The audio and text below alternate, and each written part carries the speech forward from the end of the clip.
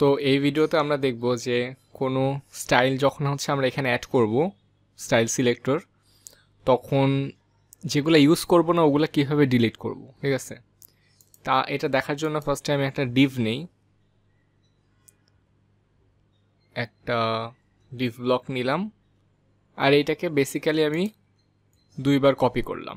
ঠিক আছে, সো প্রথমটার নাম দিলাম বক্স, ক্রিয়েট বক্স। সেকেন্ডটার নাম দিলাম বক্স 2। ঠিক আছে, বক্স 2, অ্যান্ড থার্ডটার নাম দিলাম বক্স 3। এটা জাস্ট এই তিনটা দিয়ে কোনো কিছুই করবো না, আমি জাস্ট বোঝানোর জন্য বানাচ্ছি, যাতে হচ্ছে পরবর্তীতে যখন আমি এগুলো ডিলিট করে দিব তখন কি হয়। সো এখানে বক্স আছে, বক্স 2 আছে, বক্স 3 আছে। এখন আমি চিন্তা করলাম যে আমি খালি বক্স 2 আর বক্স 3টাই রাখবো, বক্স 1টা হচ্ছে আমি রাখবো না।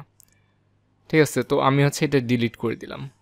এখন আমি যদিও এটা ডিলিট করে দিছি, কিন্তু ওয়েব ফ্লোর ভিতরে কিন্তু এই বক্স নামের এই ক্লাসটা অলরেডি আছে, ক্লাসটা কিন্তু ডিলিট হয় নাই। আমি জাস্ট এইখান থেকে ডিলিট করছি, বাট আমি যদি এখনও এটার মধ্যে সার্চ করি যে BOX, তাহলে কিন্তু দেখব যে বক্স নামে অলরেডি একটা আছে।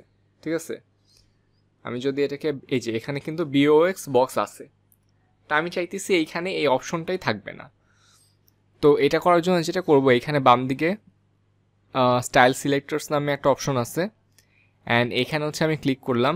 ক্লিক করলে হচ্ছে দেখব যে আমাকে এখানে দেখাচ্ছে যে আমি কি স্টাইল সিলেক্টর অলরেডি ক্রিয়েট করছি।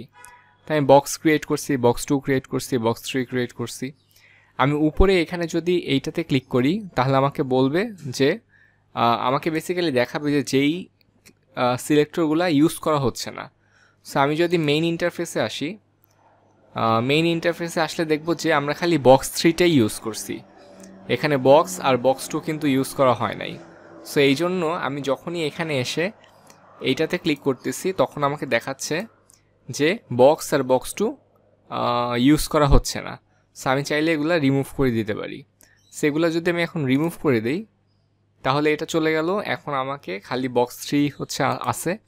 আর আমি যদি এখানে এসে এটাকে একটা নাম দিতে যাই আর আমি সার্চ করি এবার যে বক্স নামে কি কিছু আছে, আমি কিন্তু এখন দেখব যে বক্স নামে কিছু নাই, বক্স 3 আছে কিন্তু বক্স নামে কিছু নাই। সো এইভাবে আমাদের যেই স্টাইল সিলেক্টরগুলো আমাদের দরকার লাগবে না সেগুলো হচ্ছে আমরা এখান থেকে রিমুভ করে দিতে পারবো, যাতে আমাদের এখান থেকে যখন চুজ করব তখন আনইউজড স্টাইল সিলেক্টর যাতে আমাদের এখানে চলে না আসে, বা আমাদের কোডটা যাতে আরেকটু ক্লিন হয়। সো এটাই ছিল আজকের ভিডিও।